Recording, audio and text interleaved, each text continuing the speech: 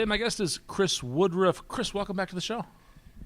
Finally, it only took about 7 or 8 years. Well, I had a lot of really interesting people to talk to I know, in between I know. then I'm and now. not a big deal anymore. You are a big deal. We got a lot to catch up on. What have you been talking about these days?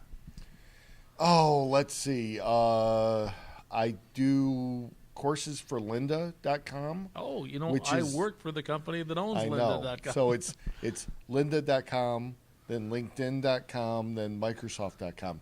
So I've already done one course on ASP.NET Core MVC Web API. That's a mouthful, but yeah, it is. So I've done that. That should be popular. That's a hot topic these days. Yeah, it's doing pretty We well. should do a show on that sometime. But I want to talk about something else. And then I'm doing a .NET Core internationalization Oh wow, another good that I topic. signed up for, and also an identity management, so authorization and authentication. Okay, let's not talk about it. Let's talk Yeah, about we don't. Let's talk Yeah. about Electron. And I do a lot of. I'm starting to do a lot of talks in non-Microsoft areas. So around JavaScript and this thing called Electron. All right. Now, I've been hearing about Electron a lot, but I'm still unclear exactly what it is. Help me out. So Electron is a product. Well, it's a open source project. From GitHub, and it's what GitHub built. Atom, their Atom editor. Okay. So they released Electron, and Microsoft uses it for VS Code. All right. So first of all, Atom and So let's VS back up. Code are both code editors, They're both code editors. and they're both what I call rich clients. In other words, yes, they're not, they can. They're not web based. They run on the operating system. Yes. So they run on the operating Windows system, or Mac or whatever else. but we all know that VS Code can run on 3 platforms. It can run on Windows, it can run on Mac, Mac OS, and it can run on Linux. Well, now we know it. Well, that's because it uses Electron, which uses Chromium. So in the back end, it uses Chromium, which is a Google framework. Okay. So Chromium allows it to get access to the operating system, and then Electron is a JavaScript framework that what's Node that builds a shell process. So Electron builds and has a shell process, and then inside that, you open up browser windows, and you can access any type of web development framework that you want: static HTML, jQuery, Bootstrap, Angular, React. So it's all there because it's kind of interesting to take a look at. So Electron has a 2-layer process. So it has a process around the shell. So the Electron process is a node process, and then every time you want to have a different web page, so if you want to have a web page that calls a setting page, and that actually is like a modal page or something that pops up, that's a different process. So every web page that you create in your Electron application is a different process. It actually has its own sandbox. It's isolated from every other. Okay, so if one page crashes, it won't take down the entire application. It won't. There's that. But you can have where the main page crashes, and then you have a bunch of auxiliary pages. Then those would probably take out. Still take alive. Oh, really? So Okay. so there's ways to handle those too. Oh, okay. So, Well, let me just summarize what you said. So Chromium is an abstraction layer on top of each operating system. yeah, think of Those three up, and then think of Chromium. and then the Electron framework is a way to build JavaScript applications that call into Chromium so that they can access the operating system. Is that a fair summary? Yeah, so think of Chromium as Chrome. I mean the browser. Okay. And that is kind of the underlying connection between Electron node application and the operating system Okay. underneath. So, for example, drawing windows on a screen, that would be an operating system thing Yeah. that Chromium will take care of, but we would write Electron code to tell it to do Yeah. that. Yep. We Wow. have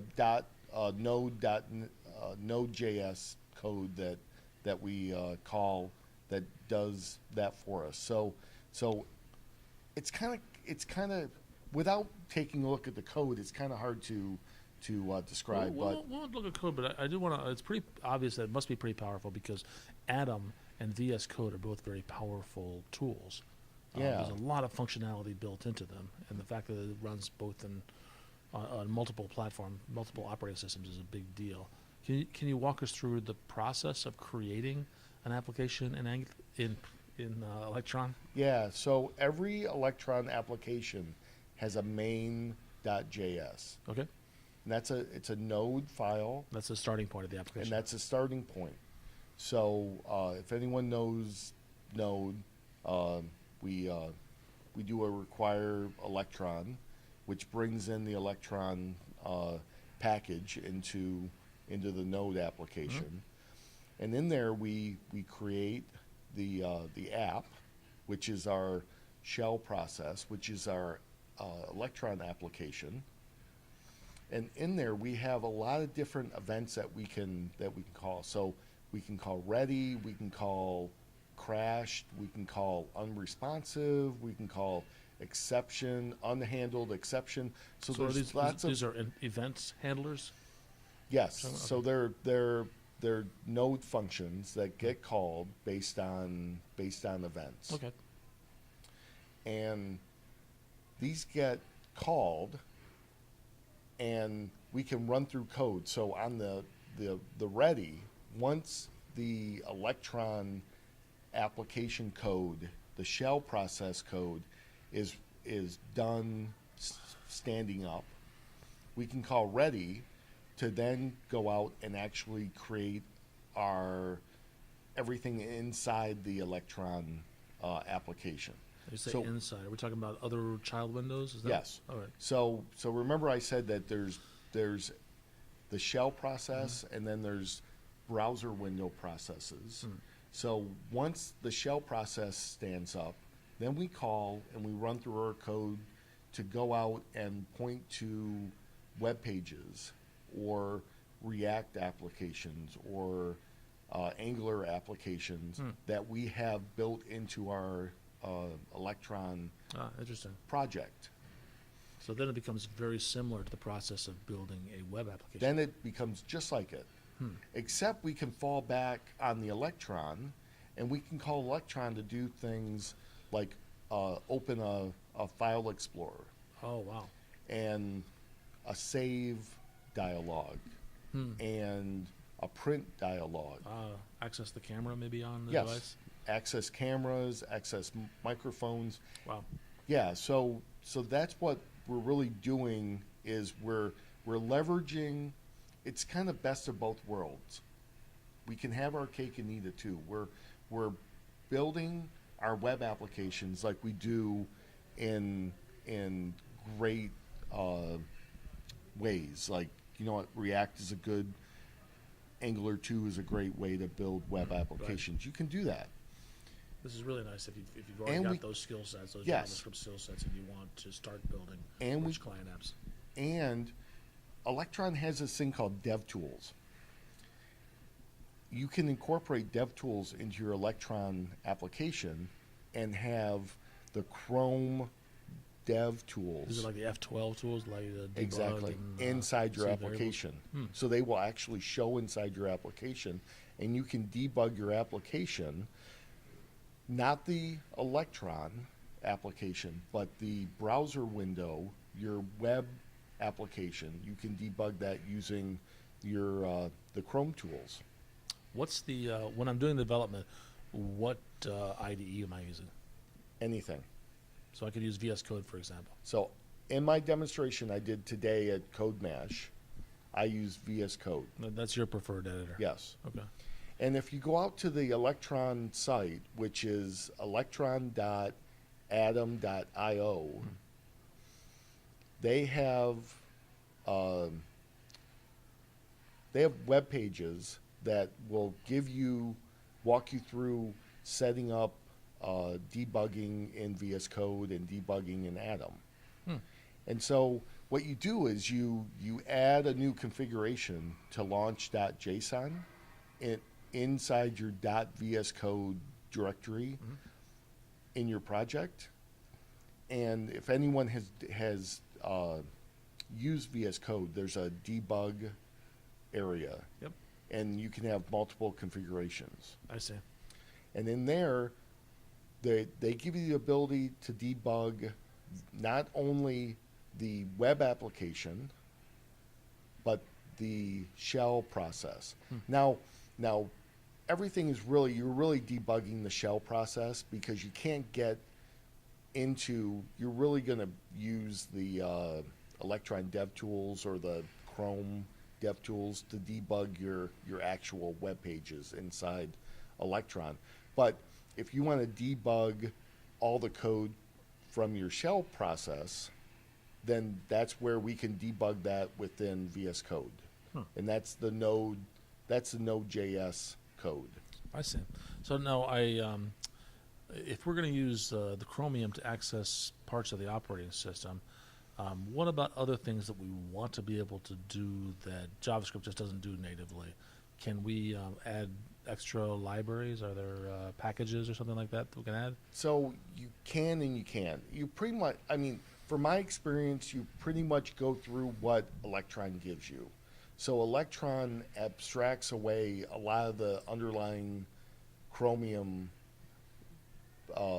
layer. So you go through Electron to do a lot of what you would want to do on the operating system. So if you want to save a document or save something or open something or print something, you go through Electron, which then has connections back to the thing. Now in your web application, in your browser windows, you can bring in anything you want. So you can bring in NPM packages and work with those. I see. Okay. What are some applications that are built using Electron? We already talked about some code editors like Atom and Visual Studio Code. So there's Atom, VS Code. Another one that I use on a daily basis is Postman, which is a API debugger. Sure. You can test out APIs. Yep. I use Fiddler, but it's very similar to that product. Yeah, it's Fiddler, but a little easier. Okay. Another one is GitKraken, which is the Git client. a Git client. Another one is WordPress is starting to use it for some of their applications that you can download.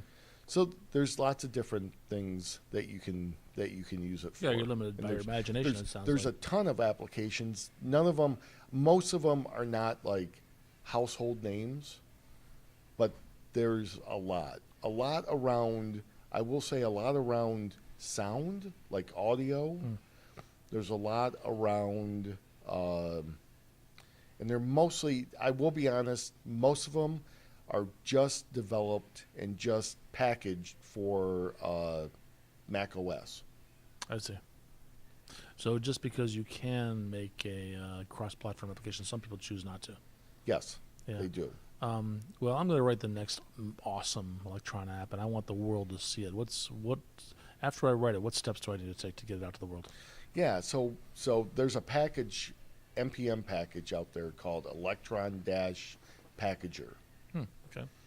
And let me guess, it packages Electron apps. It does. Wow. It basically what it does is takes all your files and makes it in the big sense, it makes an exe that you can run on your desktop for the operating system that you call on the command line to create. And then it brings in all the supporting files. So it brings in node.dll. So you actually don't have to have Node on a machine that you install it on, because it already has Node along with it. So what you do is you say Electron-Packager, then you say what directory that you want it to point at. Then you want to say the name of the application. So it doesn't have to be the same name as your Electron project. So if you want to give it a different name, you can. And then you give it the platform. So there's like Linux platform, Darwin, which is what they call Mac OS, and then Win32, which is Windows. Okay, and this is where people decide whether or not they want Yeah, to and then they have architecture. So now you've got an executable, and then you can push it to the stores. yeah, yeah, and then you can do architecture. So in Windows, you can do 32-bit or 64-bit. Awesome. And so you get that, you call it, it gives you that, and then what I do is I point like I know install. You know it's a cheap or free. It's an installer. It makes an MSI in the end, and you just point it at that, and it creates the installer, and then you're good to go. If somebody wants to learn more about Electron, what's a good place to start?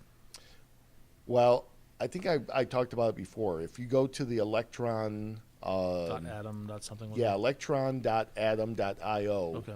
which is the So there's resources GitHub. there to get It's you a started. GitHub webpage. Okay. You can get information out there. You can go out to my GitHub account, which I have a number of different demos. Oh. So that's at GitHub/C Woodruff. Okay. So I have a Electron-demo, Electron-React demo, and Electron-Photon-demo.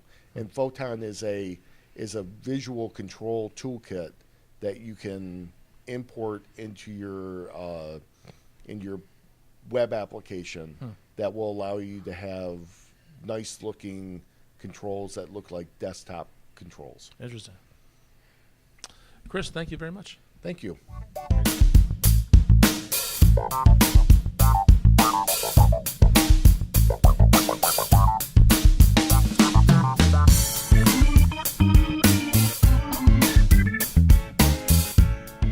As a comic book fan and a Marvel fan, it's not the age of Ultron, it's the age of Electron.